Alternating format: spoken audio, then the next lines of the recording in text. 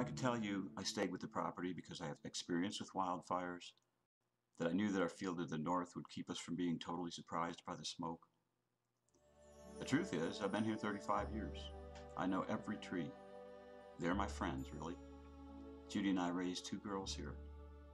I couldn't leave.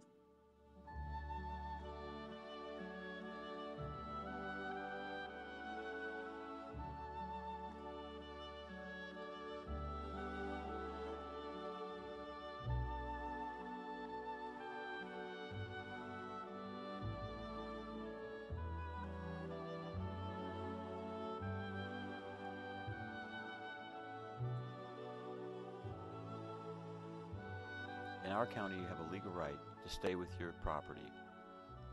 I exercised that right for the Black Forest fire. There's nothing an individual can do about a firestorm. What you can do is something about the fires that the firestorm leaves in its wake. There were 3 of us, myself, Todd, and Katie. I am so indebted to Todd and Katie for making their way into the forest when everyone else was leaving. I don't even know what to say about that.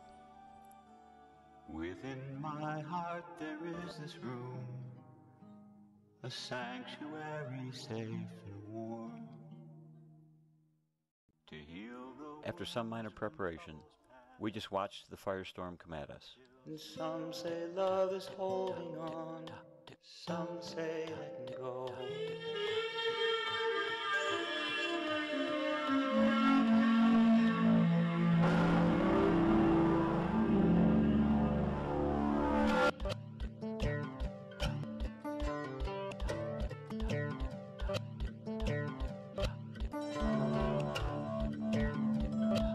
And so it goes, and so it goes, but you're the only one who knows.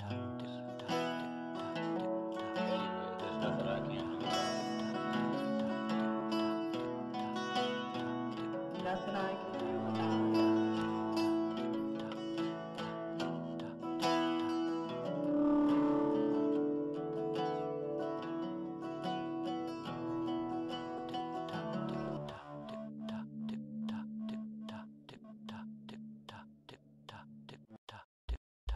Nothing I can do about it. Nothing I can do about it. There's nothing I can do about it. Nothing I can do about it. Nothing I can do about it.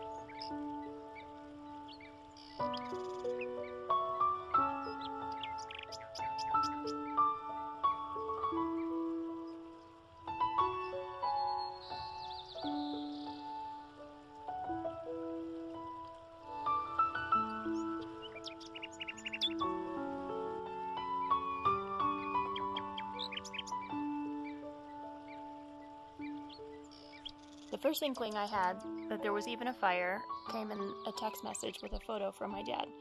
It showed a large puff of smoke from beyond the hill at the pond. At 3:44 p.m., I wrote, "Is it bad or under control?" I answered 18 minutes later at 4:02 p.m. Dean said it is out of control. All roads are closed. I'm hopeful, though. Where is it at? Holmes and Vesey? Holmes and Shoup. Oh crap. I have to sign off now. I think we'll be okay. However, it is time to pack.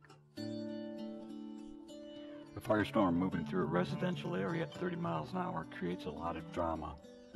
People running from the fire on foot, jumping in ponds. My wife Judy was at work. Her daughters live elsewhere now. So when my friends Todd and Katie arrived, there were 3 of us who elected to not evacuate and stay with the property. Shortly, we found ourselves just several hundred feet from the edge of the epicenter. We're not being brave, really. We were measured. Although I will give us this much. Apparently the three of us like adventure.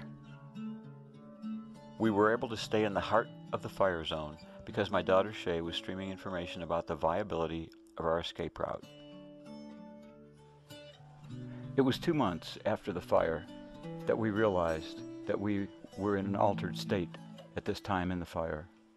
And so I was not sensitive at all to the fact that I asked my daughter to be in charge of our escape route, in charge of our lives essentially. And it took a toll on her. At this point, it's 4 p.m. in the afternoon in Kansas City, and I just finished seeing the last patient today. When I got back to the resident room, I turned on the live news from Colorado Springs. It's worrisome that they already had live coverage, and they are rapidly expanding the mandatory evacuation areas. I started sending updates such as the boundaries of the mandatory evacuation zone to my dad when I hear the announcement that everybody in Black Forest should leave. At 4:25 p.m., I wrote, "They're telling everyone in Black Forest to leave." The only way out is south right now. Please keep me informed about the viability of using Juniper to Black Forest Road as our escape route. And if this fire is covered by the news, I'll be the guy in the white shirt on the red roof. Smiley face. Keep the data coming, but I will not be able to respond to you for a while. I got a feeling that we're going home again, but it's been one hell of a night.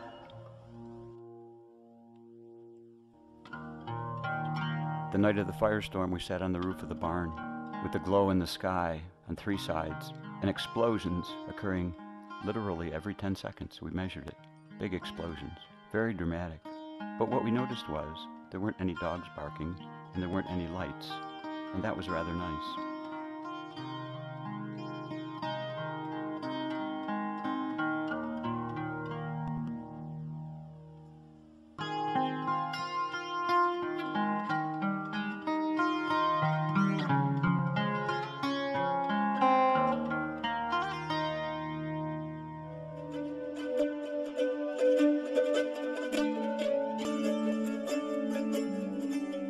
I then called my mom, who was at work. She was crying, which is totally unlike her. Therefore, it really was as bad as I thought. We exchanged information and tried to agree it was going to be okay. At 5:33 p.m., I wrote, "I just heard many houses are burning to the ground." Tell Mom what's going on. I have to get off the phone and get busy. I called Mom. She was crying. The fire's close, but there's hope. I'm packing the trailer. "Love you, I have my fingers crossed." 7:15 p.m., I then wrote, "In a situation like this, they turn off electricity and gas. Dad was not viewing or hearing any media reports, so he was unaware of the breadth of the fire, which was moving rapidly east toward the property. I forwarded photos from the TV with horrific images of people's houses burning to the ground. Clearly, the most useful information for my dad was the wind speed and direction. At the moment, the wind was slightly north of east. It would soon turn southeast, more directly toward our house and property. Only 30 minutes ago, I warned Dad of possible mandatory evacuation, and not only has it become mandatory, they are announcing, if you live in Black Forest, get out now, even if you're not near the fire." Over the 3 days we did this, my heart never sank lower than it did when I received Dad's 3 text messages in the next set. They came only seconds apart. Very dramatic now, pens on the wind, and I'm hearing explosions. At 7:30 p.m., I wrote, "Dad, mandatory evacuation now. Let me know when you leave." 8:15 p.m. Shay, I packed your World Championship ribbons and buckles. "Dad, I can't even begin to imagine the drama." Very dramatic now. Depends on the wind. I'm hearing explosions. "Oh shit. Damn it." Don't worry, I won't be stupid. Just keep an eye on the escape route. All we have to do is drive away. At that point, it got extremely emotional for me. More than ever, I did not want to lose the home that I spent my entire life in. I praised my dad for getting the important things out. My buckles, Mom's medications, but my heart was elsewhere. About this time, I finally got home from the hospital, and Roger had a video queued up to show me. A video from the general store in Black Forest, showing flames seemingly everywhere.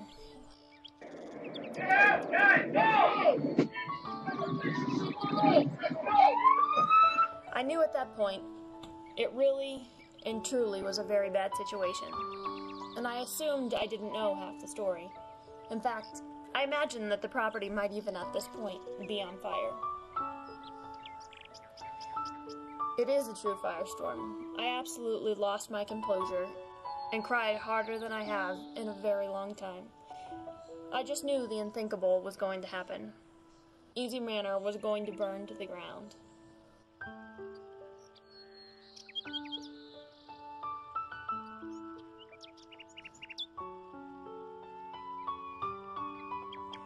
I Skyped with Tess, who was in Peru. We both cried. The next correspondence did nothing to lessen the sense of tragedy. 8:41 p.m. Did you leave? No. Just saw a video of downtown. It's devastating. It looks really bad up there. There's a fire now on the neighbors to the north. You are kidding. Call me an optimist, but I think we'll be okay. There are lots of helicopters now. Is your escape vehicle above E? No, Todd made sure it had gas. We won't be stupid. Now I can just picture this. All the properties to the north are on fire. Dad, the dog, and his two friends are watering down the property with a hose. Nearly an hour had gone by and I hadn't heard from Dad. I sent him data points about the wind and the escape route. Finally, I couldn't wait any longer. At 9:53 p.m. How's the property? How is the fire to the north side? I responded by sending Shay these photos, showing pretty much relative extreme drama around us. Probably closer than it looks. It is. And I just responded with a sad face. At 10:22 p.m. I wrote, "Be careful of the smoke." Well, if we do make it, it'll certainly be a near miss. They're now putting out the fire at the neighbor's field just northeast of our corral. Damn, Dad, you're calling us close. Well, not really. The firestorm has just now turned north slightly, with the wind shift you said was coming. The previous text from my dad is understated. The sudden shift in the wind stopped the advance of the firestorm towards our property. At that point, it was just 400 feet from our north fence. The wind shifted direction, modified the direction of the firestorm to the northeast instead of the southeast. Possibly this is why the fire equipment flooded into the north field at this time. It was the chance to stop the southern advance of the fire right there. Of course, they had no electricity and no real notion of what was occurring all around them. I sadly reported 0% containment and hundreds of acres burned. Shay, fire equipment is flowing into the field in the north, coming in every northern driveway. I guess this is the place. Oh man, I cannot believe it. Do you know if they're getting it under control? 0% contained. Wind will subside. Shay, whatever happens, I can handle it. Okay, gotta go. The news that a line of defense was set up at our north fence was almost comforting to me, and I laid down to sleep for 2 hours. What a relief that Dad, Katie, and Todd are not fighting the huge wildfire with a hose from the pond. Of course, this was not their plan, but it was how I imagined it in my mind.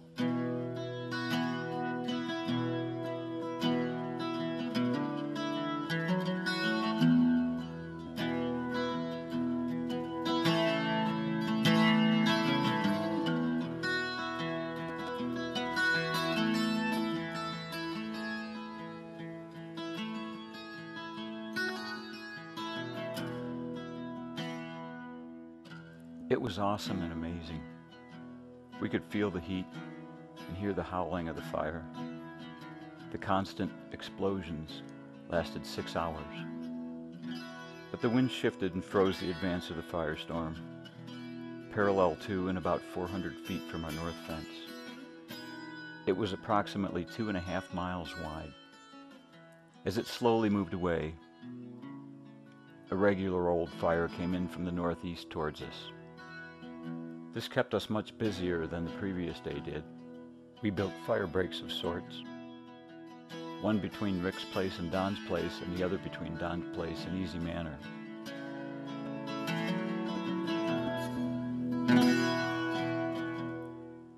It was a difficult time for Shay because the three of us were sleeping in shifts, and during my shift, I did not have a chance to text Shay until the very end. And after not hearing from me for many hours once, she sent a text asking me to occasionally text to her still standing, so she knew that we were all right and the property was all right. And I remember thinking, what do I text if it's not still standing? When the saw was out of gas or the battery was dead, I took a long pipe and was just knocking limbs from trees and dragging them out. I didn't want to have to come up with what else it is that you would say if it's not still standing. On the morning of the third day of the fire, it was Katie's shift, and she woke me to tell me that the fire in the east had reared up. It had breached our fire break of sorts between Rick and Don's, and more importantly, had found a wood pile. We managed to extinguish the fire, essentially a grass fire looking for ladder fuel, only about 100 feet from Don's house.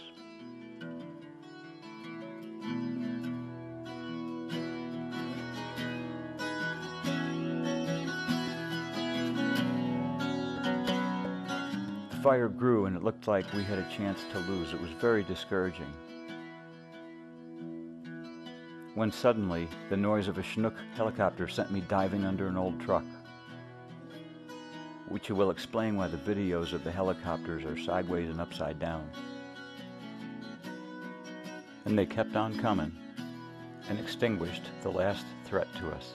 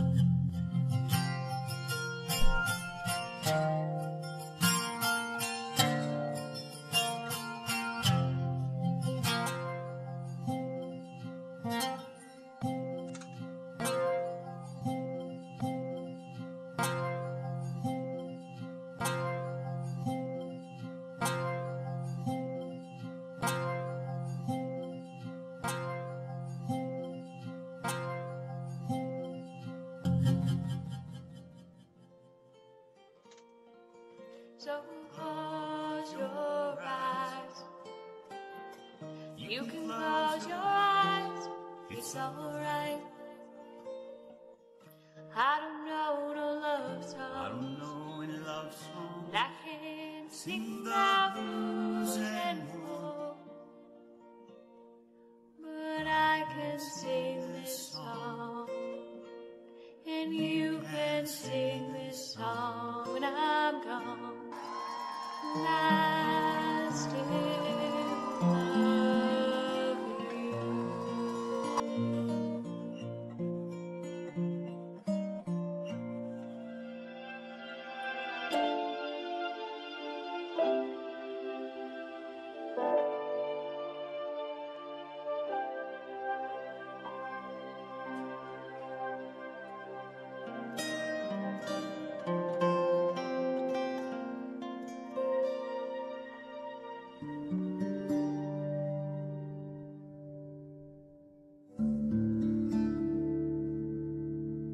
He was born in the summer of his 27th year, coming home to a place he'd never been before.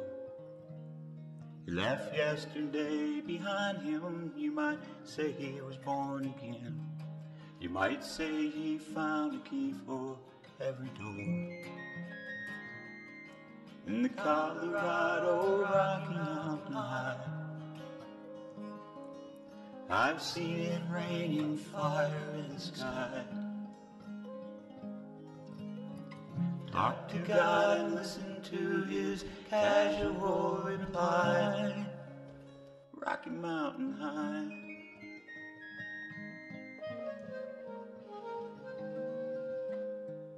Now he walks in quiet solitude, the forest and the streams, seeking grace in every step he takes. His sight has turned inside himself to try and understand the serenity of a clear blue mountain lake, searching for the answers to in the Colorado Rocky Mountain High. I've seen it raining fire in the sky. You know he'd be a poor man if he never saw an eagle fly. Rocky Mountain High.